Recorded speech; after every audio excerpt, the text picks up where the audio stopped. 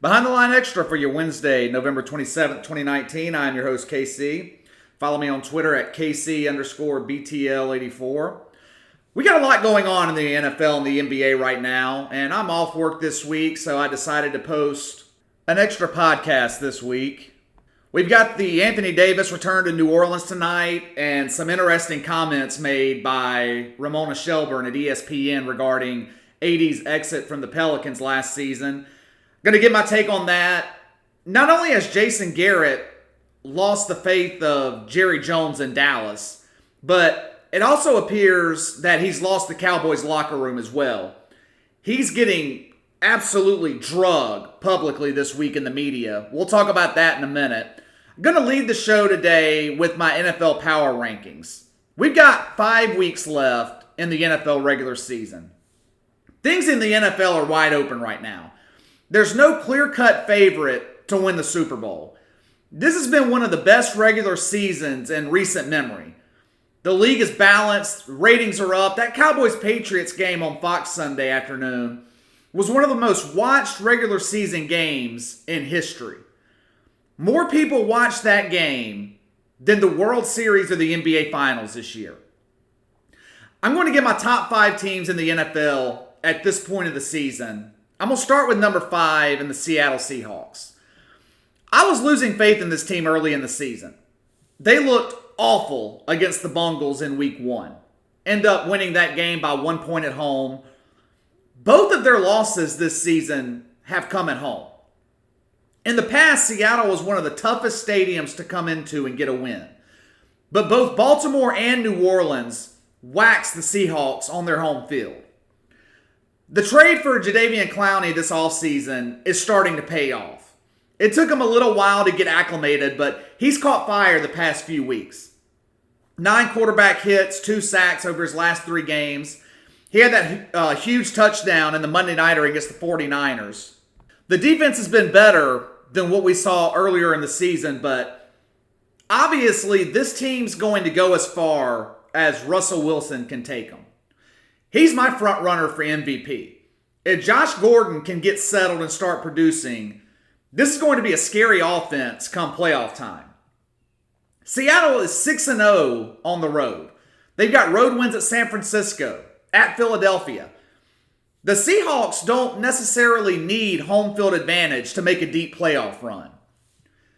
My biggest concern, though, with the Seahawks is the defense. The Legion of Boom is long gone. The secondary gets torched. Gave up 319 passing yards to Jameis Winston. 395 to Jared Goff. Hell, they gave up over 400 yards passing to the Falcons. And they've got Kirk Cousins, Jared Goff, and Kyler Murray all coming up over the next few weeks. Tough schedule to close out the season. If they can't get a strong pass rush in the playoffs, the secondary is going to get torched. It's going to be their downfall. All right, 4th up on my list, the San Francisco 49ers. But KC, they're the number 1 seed in the NFC. How can they be ranked 4th? Because the other 3 teams ranked ahead of them have elite quarterbacks. And I'm not sold on Jimmy G. We've seen him struggle in recent weeks with tight end George Kittle out of the lineup with injury. As great as this San Francisco defense is, they're susceptible against the run. They really struggle against mobile quarterbacks. Kyler Murray and Russell Wilson both gave this defense fits. I don't want to compare San Francisco to the Dallas Cowboys because the 49ers are a much better team than Dallas. But much like Dallas offensively, if you can stop the run against the Niners, you can limit this offense. Make them one-dimensional. They had 87 rushing yards against Seattle and lost the game. If not for 4 turnovers, the Niners wouldn't have been close in that game. We're about to see what San Francisco is really made of. Next 2 weeks, they travel to Baltimore and New Orleans. We've already seen them struggle against mobile quarterbacks, Kyler Murray, Russell Wilson. Lamar Jackson has the potential to eat this defense alive. I think San Francisco is going to lose both of these next 2 road games, drop down to 10-3. All right, I have the New Orleans Saints ranked 3rd. The Saints have the most complete roster in the league. Strong front four defensively that can rush the passer. Good cornerback tandem with Lattimore and Eli Apple. Good linebackers. Demario Davis, one of the most underrated linebackers in the NFL. And we all know how great they are offensively. I feel like New Orleans can match up with any team in the league. They can beat you in a defensive slugfest or they can beat you in a shootout. Defensively, they have the ability to make you one-dimensional. They're one of the best in the league at stopping the run. And if they get home field advantage, it's going to be damn near impossible for anyone to go into New Orleans and win. Unless, of course, NFL officials have anything to say about it, then opponents might have a chance. Also, I don't necessarily believe the Saints need home field throughout the playoffs to make it to the Super Bowl like they have in the past. This offense isn't as reliant on Drew Brees and the big plays as they have been in years past. They can grind you down with Kamara and Murray. They have one of the better offensive lines in the league as long as they can stay healthy up front. They can go to Seattle or San Francisco and win on the road. My biggest concern with the Saints are the penalties. This team is undisciplined, which is uncharacteristic of a Sean Payton coach team. They consistently shoot themselves in the foot. They're talented enough to overcome it. But once you get into the playoffs, the mistakes are magnified. You can't commit 8 to 10 penalties in a playoff game and expect to win. I don't care how talented you are. If the Saints can clean up the mistakes, watch out because they're going to be a tough out in the playoffs. Ranked second, the Baltimore Ravens. A lot of people have Baltimore ranked number 1. But until proven otherwise, I'm not dethroning Belichick and Brady from the top spot. Lamar Jackson's having an unbelievable season. He's in the MVP race. Earlier this year, I talked about the difference between him and Baker Mayfield. How Mayfield spent the offseason jet-setting around the country, doing his commercials. Seems like his face is on TV every other commercial. But Lamar Jackson spent the offseason working on becoming a more efficient passer. The offseason work he did is paying off. Now, the Ravens are the best running team in the league. Over 100 yards rushing in every game. Over 150 yards in all but 2 games. And 6 games over 200 yards rushing.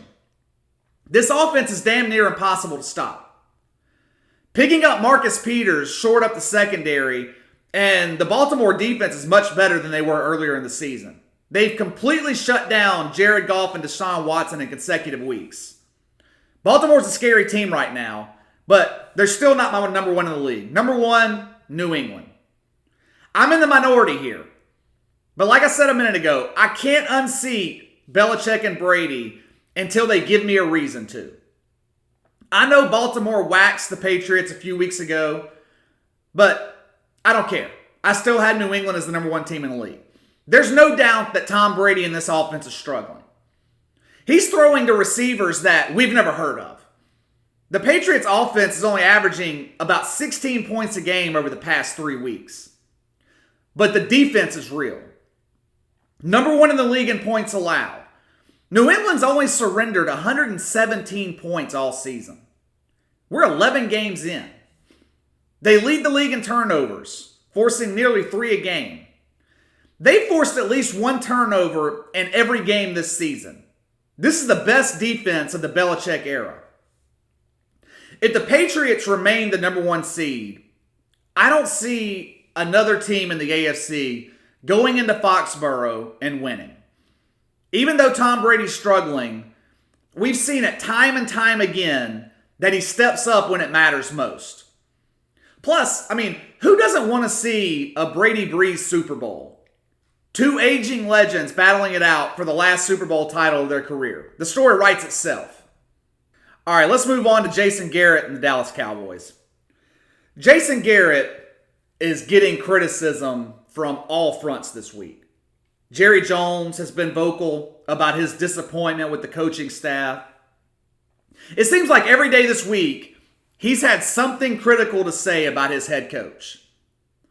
But now it seems like Jason Garrett has also lost the support of his locker room. 16-year veteran tight end Jason Witten has come out and said that Jerry Jones' comments about Jason Garrett are completely fair. Basically, his comments were that the Cowboys aren't meeting expectations or playing up to their potential. They're not fucking winning games when it counts. What I found interesting this week, with all the fuss surrounding Jason Garrett and the status of his future in Dallas, with the comments made by Jerry Jones pretty much throwing Garrett under the bus, not one player in that Cowboys locker room has come out and supported Jason Garrett. We haven't heard one guy on that roster stick up for his head coach publicly. That speaks volumes, in my opinion. Earlier this season, when Atlanta head coach Dan Quinn was filling the heat, the Falcons were off to that god-awful start. Several Falcons players came out publicly in support of their head coach. Julio Jones was one of the more vocal supporters of Dan Quinn. Consequently, the team rallied around their coach, won 2 straight before they got drugged last week by Tampa. The support of a coach from his players is huge, especially in terms of ownership. If an owner sees that his roster is strongly supporting the head coach, they're more likely to keep him around, especially when that support is coming from your star players. You don't want to upset your roster if you don't have to. If the guys like playing for the coach, the owner's more likely to keep him around. But we haven't heard anything from Dallas in support of Jason Garrett. We've heard the exact opposite. Former receiver Des Bryant came out this week and said that black players can't relate to Jason Garrett. He compared him to Ravens coach John Harbaugh, who Bryant said related well to his black players. Now, a lot of people disregarded his comments, claiming he was just a disgruntled former player. But you got to take Des seriously here. Instead of coming out in support of his former coach, he's adding fuel to the fire. If he respected Jason Garrett, these comments wouldn't be being made. I don't care if Dallas wins out and makes the playoffs, which they won't. Jason Garrett's as good as gone. Once a coach loses the locker room, it's over. We haven't heard a peep out of Dak Prescott in regards to this situation. His silence is deafening. Fans have been calling for Garrett to be fired for years. Jerry Jones has been criticized in the past regarding his ability or lack thereof to build a capable, competitive roster. But that's not the case. He's given Garrett talent all over the field. Star running back, star wide receiver, great offensive line. They have a good enough defense in Dallas. This team should be running away with the NFC East. In the worst division in football, Dallas is struggling to hold on to the division lead. The best team they've beaten all season is Philadelphia, and they're a dumpster fire right now. Jason Garrett is out of excuses. There is no reason this team should be 6-5 right now. All right, moving on. Anthony Davis makes his return to New Orleans tonight when the Lakers visit the Pelicans. Not a doubt in my mind that he will be booed off the court during player introductions and every time he touches the ball. ESPN is going to broadcast the game, and Ramona Shelburne had some interesting comments about the AD exodus from New Orleans.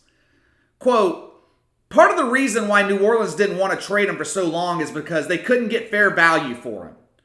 But I think the idea that a black agent was telling, not asking, telling the team you should trade him and he wasn't going to stay did not go over well in New Orleans.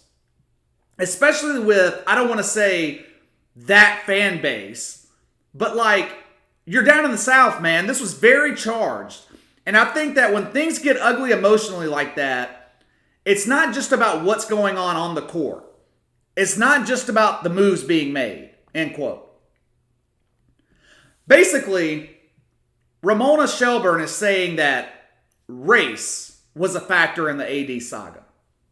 That fans in New Orleans didn't take well to a black agent and a black player demanding a trade and forcing his way out of the city.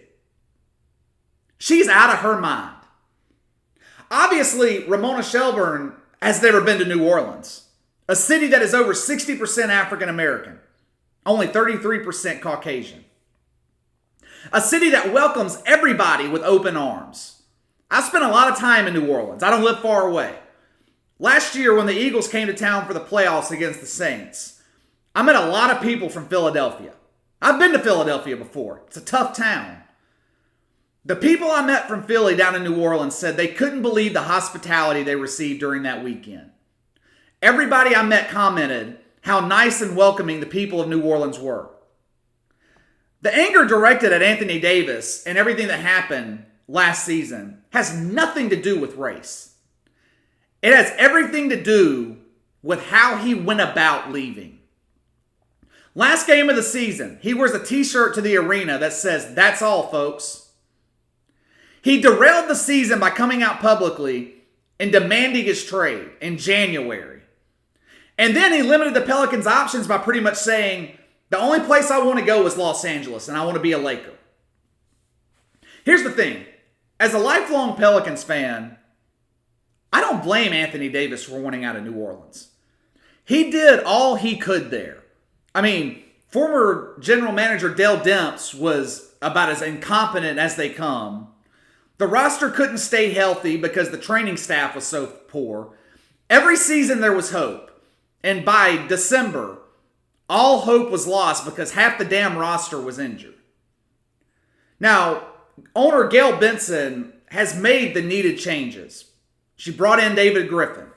They revamped the training staff. They upgraded the facilities. But it was too little too late for Anthony Davis. I don't blame him. They had 7-8 years to get it right with him, and they never did. AD has made his money. He wants the rings.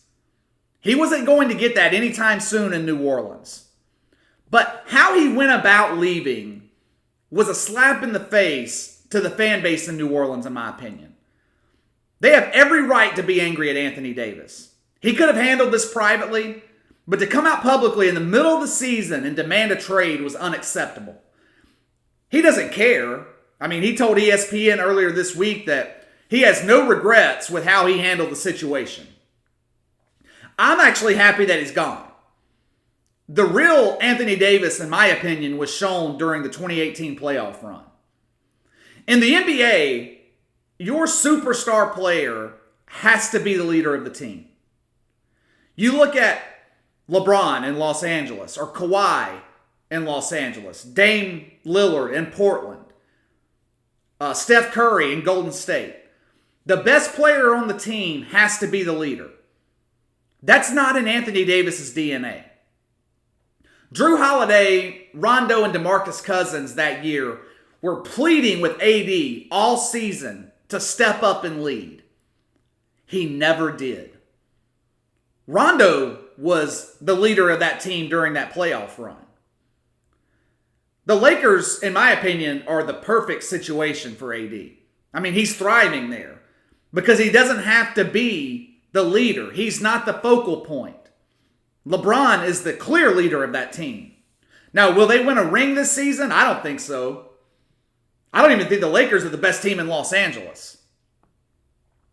All right, let's get to tomorrow's NFL Thanksgiving games. I'm going to give my usual 5 NFL plays this weekend, Saturday morning, but I wanted to give you guys my best play for tomorrow's games. We got 3 games on the schedule. Bears-Lions should be a real snoozer. No one cares about that game. Saints-Falcons tomorrow night should be good. New Orleans pretty much has the NFC South wrapped up, but they're fighting for the number 1 seed. The Saints also have revenge in mind against their biggest rival. Atlanta came into New Orleans a couple of weeks ago and just beat the shit out of the Saints at home. But the spread is just too big for me in that game. 7 points is too much for me to swallow on the road in a division game. And if I were to bet that game, I'd take the Saints. You know, Atlanta's been better in recent weeks, but I can't put my money on that defense to contain the Saints offensively. And I have absolutely no faith in Matt Ryan. That leaves us with Buffalo-Dallas. Current line on that game is Dallas minus 6.5. Battle of 2 teams heading in opposite directions. Buffalo's won 3 of their past 4 games. We're finally seeing some consistency out of Josh Allen in this offense. Past 2 games, they've amassed over 400 total yards. Buffalo has too good of a defense for me to give them nearly a touchdown. The Bills rank 3rd in the league in yards and points allowed. Secondary's really good. Buffalo hasn't allowed a 300-yard passer all season. We've talked about it today and all week, actually the past 2 weeks on this podcast, about the Dallas Cowboys completely falling apart. Questions surrounding the future of their head coach. Seems like Jason Garrett has lost his locker room. They're reeling after that loss to New England. And now they have a quick turnaround to face one of the toughest defenses in the NFL. I think the Bills are the better team. They're definitely the better coach team. Statistically, the Cowboys have the number 1 offense in the NFL. But we've already dispelled that myth on this podcast. Dallas is good offensively, but they're not great. The defense in Buffalo will keep this game close. I actually like the Bills to win this game outright as the free fall in Dallas continues. I'll take the free points, take Buffalo plus 6.5. All right, that's all for today, guys. Hit the like and subscribe button on YouTube. If you're listening on iTunes, leave me a 5-star rating. I'll be back Friday morning with news on my college football picks for this weekend. Should be a pretty good weekend of college football. Going to be a huge weekend in the NFL. We'll have the usual NFL picks posted Saturday morning. Have a good Thanksgiving. I'll see you Friday morning.